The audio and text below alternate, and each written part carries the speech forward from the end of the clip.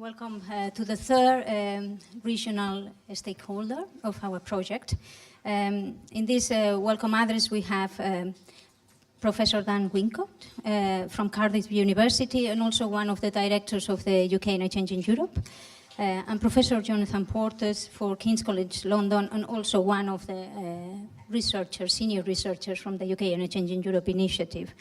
I am Professor Raquel Ortega Artiles. I'm working at the Institute City-REDI, that is part of the University of Birmingham. And I'm going to start this meeting today explaining a bit more who are the people working behind this ESRC project. So the research team is composed by institutions people from institutions from two different countries, the UK and the Netherlands. Myself, I am the project leader, and from Birmingham, Chloe Billing and Denise Sebing. From the University of Sheffield, we have Professor Philip McCann. We have Wayne Shen, Peter Itzma, and Professor Van Loos from Groningen University. We have Nicola Cortinovis and Professor Frank Van Oor from Erasmus University of Rotterdam, and we have Dr. Mark Thiessen from the Dutch Government Environmental Assessment Agency at the Dutch government. So as you can see, we are a large team, and this large team is also supported by a series of partners. From our institute in City-REDI at the University of Birmingham, we have Andrew Carter from Centre for Cities supporting us. We have also the Department for Business, Energy and Industrial Strategy at the national government. We have Policy Scotland, Res Publica, IPPR North, and the Scottish government who kindly has supported our research since the very starting moment. So this is a ESRC project, as I say, so that has as a title the economic impacts of Brexit on the UK, its regions, cities and its sectors. And the project started in April 2017 and is going to finish at the end of September this year. This is part of one of the 25 Brexit priority grants under the umbrella initiative, the UK and Change in Europe. And we aim at examining in detail the likely impacts of Brexit on the UK sectors, regions and cities by using regional, national and international trade and competition data.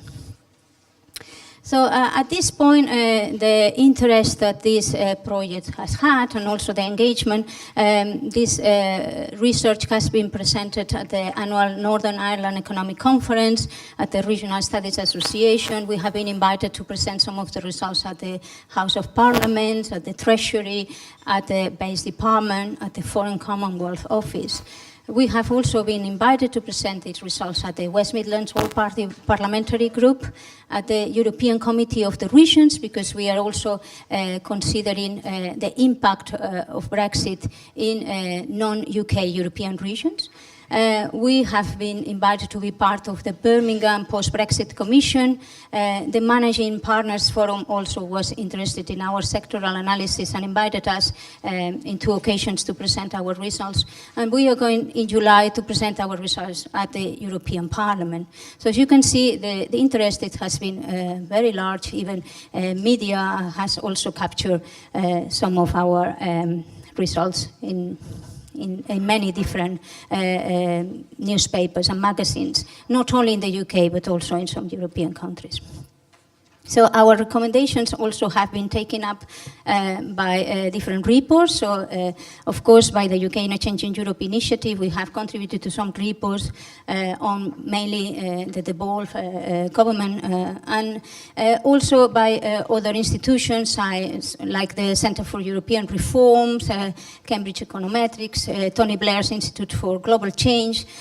We are also cited in the Wikipedia entry of Brexit. And we have also been cited twice at the UK Parliament, at the House of Commons, and we are also cited in a report from the Committee of the Regions.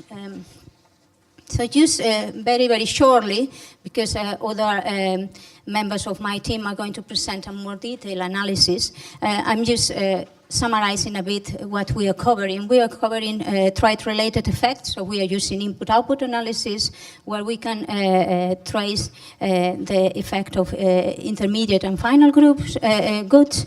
We are also taking into consideration the global fragmentation of the value chains, and we are looking at Brexit effect on the local GDP and regional labor income. We are also looking at the effect of Brexit on competitiveness by looking at different angles of the competitiveness, so FDI, trade and knowledge. We are also looking at how Brexit might eventually have influenced the governance system. So for doing that, this is our third regional stakeholder workshop. One was in Edinburgh, the second one was in Birmingham, today is in London, and next week is in Leeds. We are conducting regional and sectoral case studies.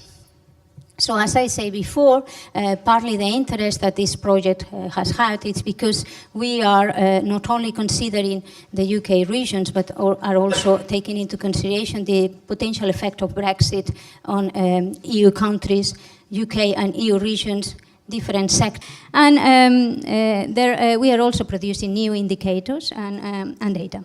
So this is what I just wanted to say, just to give a bit of framework of background of our project. And now I'm asking Professor Dan Wincott from the UK in a Changing Europe initiative to somehow frame this project into the initiative. Thanks very much. I'd like to welcome you all here on behalf of the UK in a Changing Europe program. UK in a Changing Europe is a highly distinctive, effectively a kind of academic think tank funded by the Economic and Social Research Council, and in its history, which dates back to before the referendum was even called, it's been engaged in trying to bring academic expertise into public and political debate. And as someone who's had quite a lot of experience of trying to do that through conventional university structures, I can tell you that UK in a Changing Europe has been really remarkably and highly unusually effective in bridging those two worlds. It's funded by the Economic and Social Research Council. Its mission is to be impartial, but not timid.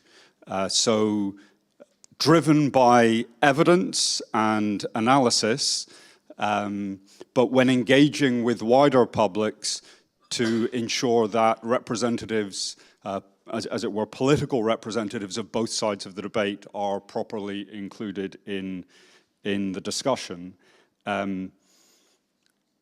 This project is one of, as Raquel has said, 25 Brexit priority grants, which were funded after the referendum result, but when the UK in a Changing Europe was already well established. UK in a Changing Europe generally, and the priority grants in particular, are aimed at breaking down silos within academia between different disciplinary areas and subjects. Academic research can often get rather introverted, can sometimes even seem like an exercise in navel-gazing, and many of the most interesting and important issues can only really be understood if they're understood and analysed in an interdisciplinary way. So this project is grounded in rigorous cutting-edge economic analysis, but also, as this event and the two that have already happened and the one that will happen next week show, also engaging with stakeholders in an open and participatory kind of a way to bring that evidence into a circle of debate, to test the evidence, to inform participants and be informed by them. I would very much encourage you after this event, and particularly after the event next week, to check back at the integrated analysis across the 4 events, which brings in different sectoral perspectives and different regional, city, territorial perspectives to see how that work operates as a whole across the piece. Just to give you a little bit of background on UK and a Changing Europe, it started actually even before the referendum campaign was called. When it was started, the director, Anand Menon, was initially tasked with reviewing the academic evidence on the UK's relationship with the European Union, and the conclusion that he came to was that we had a very good body of academic evidence, but that the academics weren't very good at communicating that evidence to political actors, to policymakers, and to wider public. So the initial phase was very much about bringing the existing evidence into the public debate. And that ramped up a stage when David Cameron won the 2015 election, and we had a referendum on the UK's EU membership called. At that stage, a number of senior fellows were appointed, including Jonathan, who were experts in their fields, but the mission there was very much an engagement mission, a communication mission to bring their expertise into the public debate. And through the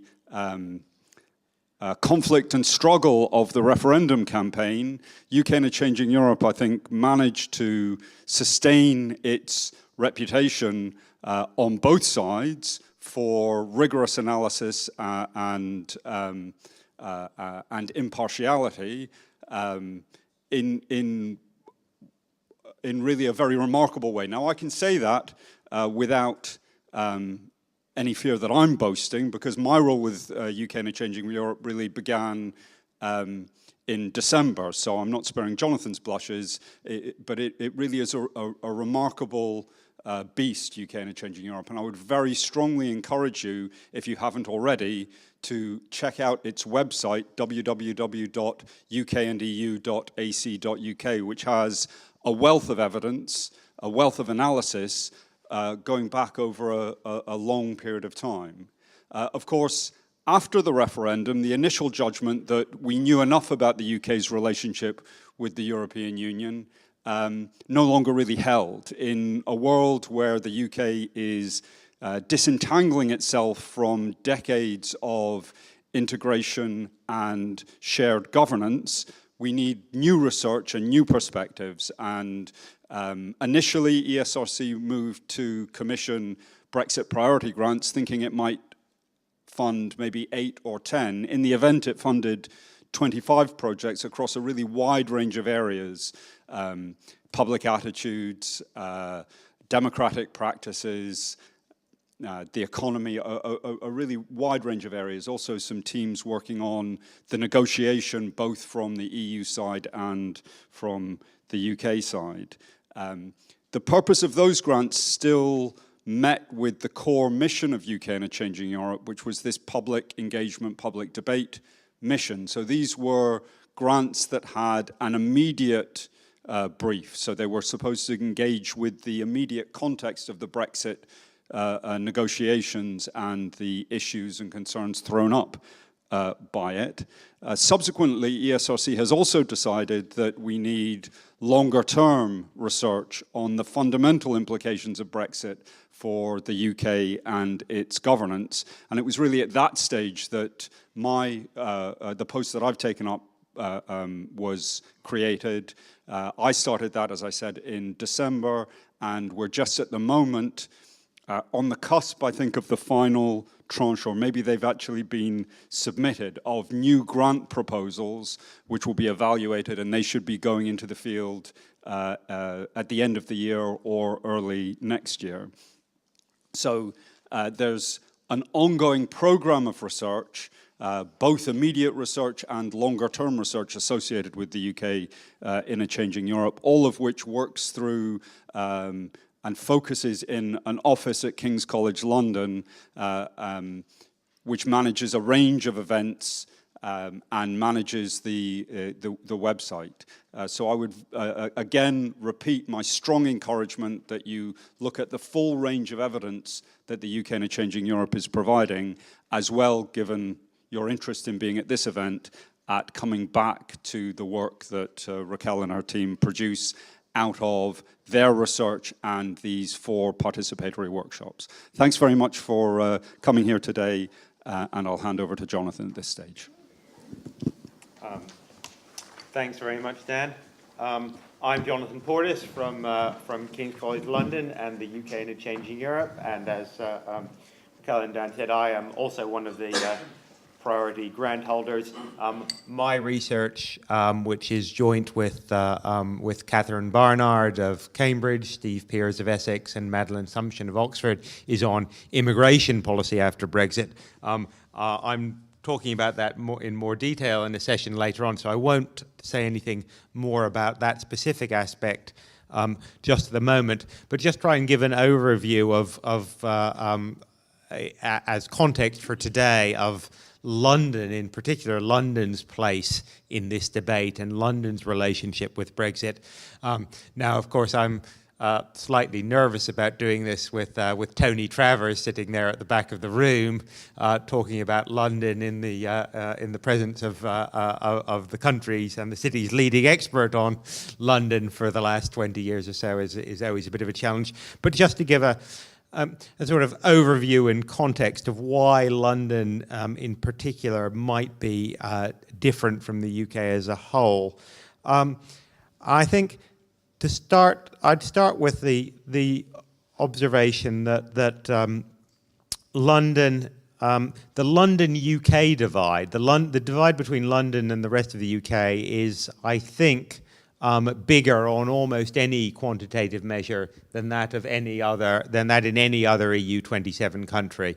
London is the largest city in the EU, by many measures the most prosperous, yet the rest of the UK, in terms of prosperity, productivity, output, and so on, is at best in the middle of the EU regional leagues, and many of our regions are actually rather lower than that. So the divide here is pretty big. So when we talk about the UK leaving the EU, that in some ways you might think, well, the UK will have an opportunity outside the EU. One of the points of taking back control is to make policies that are more, because under the principle of subsidiarity, policies that are better attuned to the country than policies made at an EU level. And that has an obvious, sort of from a theoretical point of view, that sounds perfectly sensible. However, the problem, of course, is that if the heterogeneity of the UK within itself, and in particular the difference between London and the regions, is greater than the heterogeneity within the EU as a whole, it's by no means obvious that you get any more of a consensus about what the right policies are at UK level than you do at EU level. So when you think about some of the policies that we're going to come on to talk about today, immigration, policies on the financial sector, to take the two most obvious examples, the divisions in terms of attitudes and interests between London and the rest of the UK is likely to be just as great, if not greater, than it is at EU level as a whole. So Brexit, unsurprisingly, doesn't necessarily make things any easier from a political economy point of view. Second set of issues that I think one needs to frame this is, well, what are those differences between London and the rest of the UK in political and economic terms? I mean, the obvious political difference, of course, is that we voted to remain and the rest of the country, or the rest of England at least, voted to leave. That is that in itself sets up a number of interesting political dynamics. I think of course, it's an open question as to what extent that is driven by London-specific factors. Those political scientists who've looked at the data will tell you, well, once you control for everything else, Londoners aren't necessarily that different from the rest of the country. However, of course, Londoners are in part selected by those very demographics which you're controlling for. So there is something of a circularity there. And I don't think there's any question that the tenor of the debate is considerably different in London. And that both is influenced by and influences the fact that London's economic structure is very different. And the two big differences are that London is far more of a service-dominated economy, and that's services across the board. There is a pervasive and very unfortunate perception outside of London that London is just the city with you know, a few other bits tacked on, and of course that's not remotely true. London is of course entirely a service sector dominated economy, but that's not just financial services, and it's not even just financial services and associated and support services like accountancy, law, and the rest of it. It's fairly obviously higher education, which is a very big and increasing size of London's economy. It's also some rather lower productivity services, ranging from retail to through a whole to at the high-tech end to digital, a whole bunch of services loosely grouped under creative industries, which covers a whole bunch of things and so on. That's one sense in which London is somewhat different from the rest of the country. Even bigger difference, of course, is in London's dependence on people flows and immigration, both short-term and long-term, where the differences with the rest of the country are huge. And so what does that actually mean? Well, I think it's some of the work done by Raquel and others is really striking because it obviously challenges the preconceptions of many who'd said, well, London is most at risk from Brexit.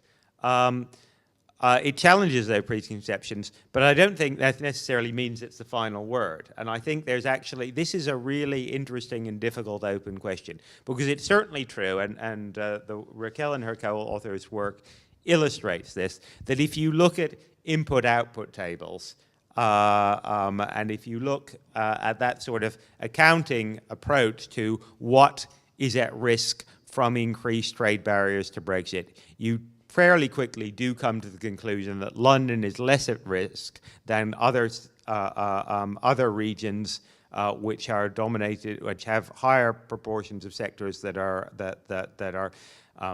do have higher proportions of manufacturing, higher proportions of just-in-time value chains, and so on.